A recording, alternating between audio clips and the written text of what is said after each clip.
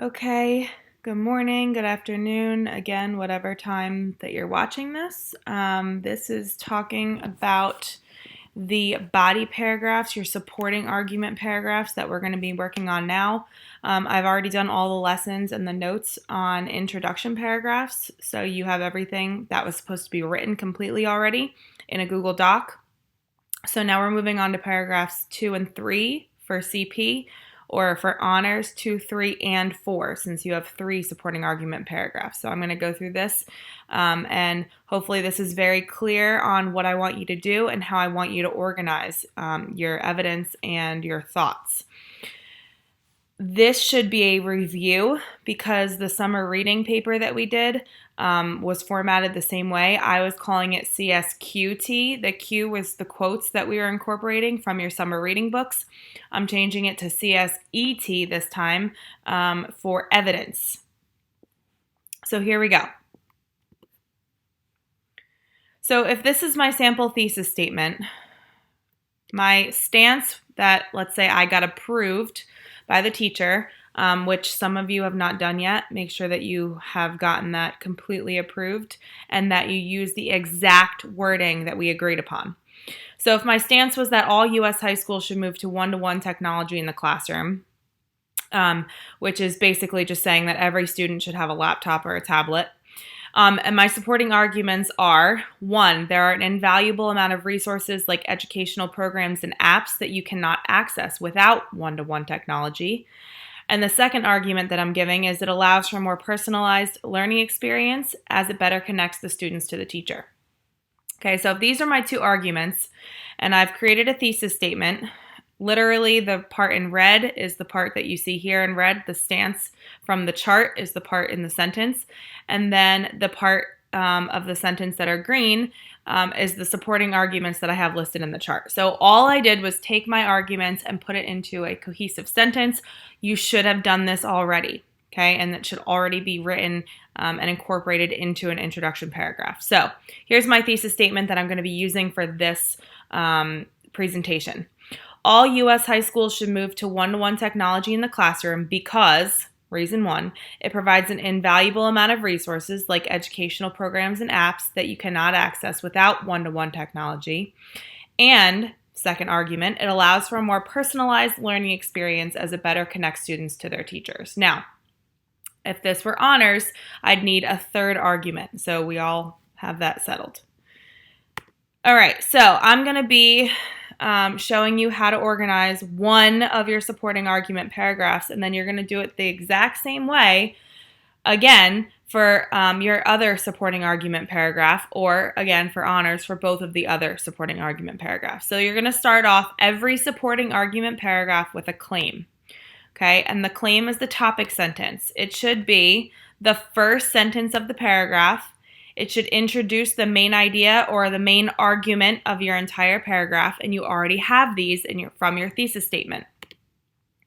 Make sure your paper follows the order you listed your arguments in your thesis statement. So if you listed arguments A, B, and C, then your essay should follow body paragraph 1 should be from supporting argument A from your thesis statement, and so on.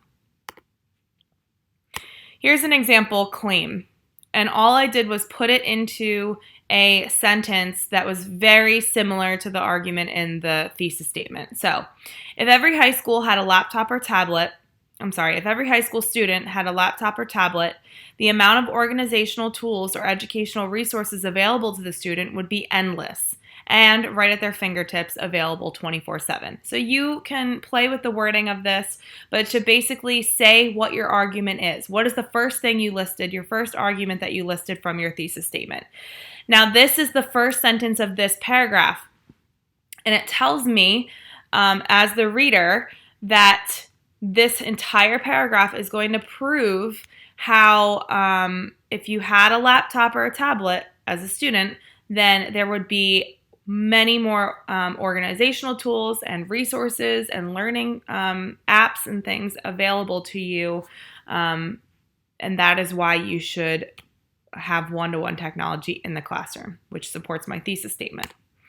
Okay, after you do your claim, you need a setup, because now I'm going to start thinking about what research am I going to incorporate to prove that either schools that have been using this are saying that it's successful, or just other organizations, educational organizations that research this, say that this is a good idea, and I'm going to maybe research what kinds of apps or educational tools I'm talking about. So now I'm going to give my evidence. But before I do that, I have to give a setup. I can't just throw my research in here in the paragraph. It would be sitting funny and it wouldn't sound good.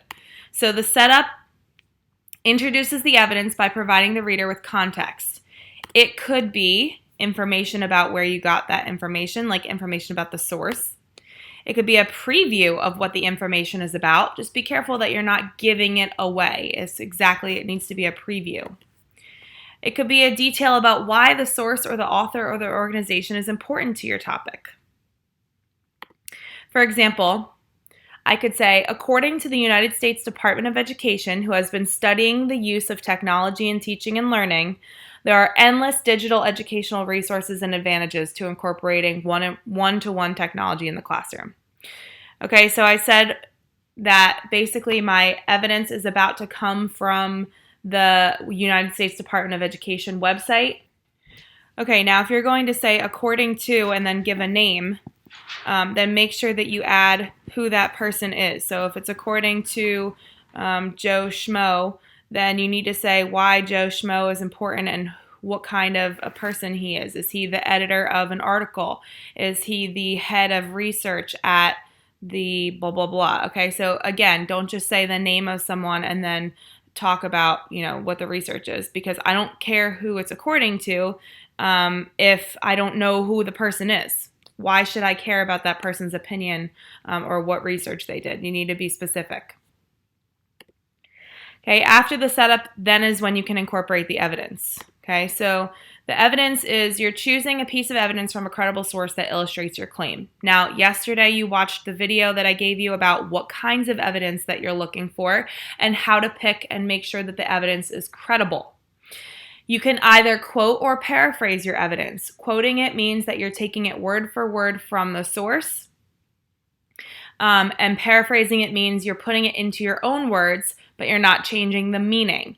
Either way, you will have to cite the source that it came from, because either quoting and paraphrasing, neither of those are your information. You took it from somewhere else, or you got the idea from somewhere else. So remember, save the sources that you're finding.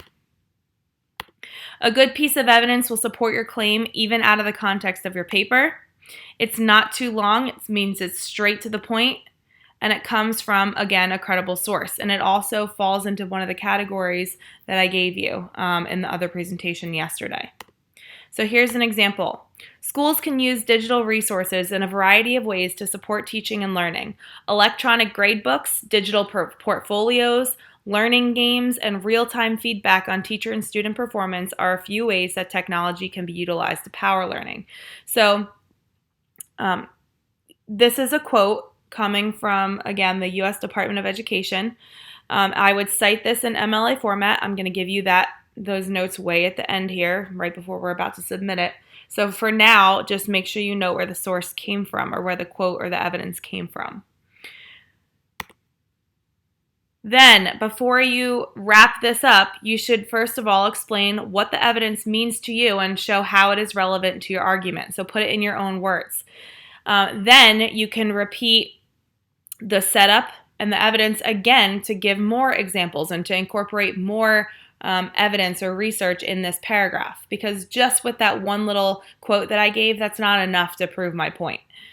So, for example, in this paragraph, I could discuss the advantages of specific online resources like Khan Academy or PSAT, SAT online practice sites or apps. I could also show how these are either unavailable without one-to-one technology, or they're not as effective as pencil paper versions of this. So I need to basically really show how many apps and how many educational resources are available, and potentially, how they can be used in the classroom, and how, again, they can't be used without one-to-one technology, because my whole argument here is that all high schools should use one-to-one technology. Then I could use more information either from the same source, I could find another source, but I need to incorporate more evidence here. The T is the tie-in, and it's the wrap-up to your paragraph. Make sure you tell the reader how your evidence illustrates your claim and your overall thesis statement. Don't make the reader make the connection for you. So an example tie-in. The technological opportunities for learning are endless and cannot be accessed without one-to-one technology in the classroom. All of the apps and resources that teachers can have students access in their classroom allow students to be more organized and learn more effectively than without a tablet or a laptop. There's a million different ways you can say every single example that I'm giving you. I'm just trying to show you an example so that you can go back to this video later when you start to write this and you can reference the examples. So now the paragraph is wrapped up, and I'm literally just, all I did was went through each slide, the red example on every single slide. I copied and pasted it into this one slide. So it's just, I'm just trying to show you that every single step that we just went over makes your paragraph, okay? So the purple in the beginning is my claim. Okay, that says what argument I'm going to be talking about. The pink that starts with according to, okay, is my setup. Then the orange is my evidence. Then again, I would insert an explanation in my own words and I would incorporate more evidence. After I do that and I explain that one, then I go to the green part, which is just the last slide that I just read you. It's the tie-in. It explains the entire it explains how everything wraps together and how the evidence that I just presented supports my thesis statement. Okay?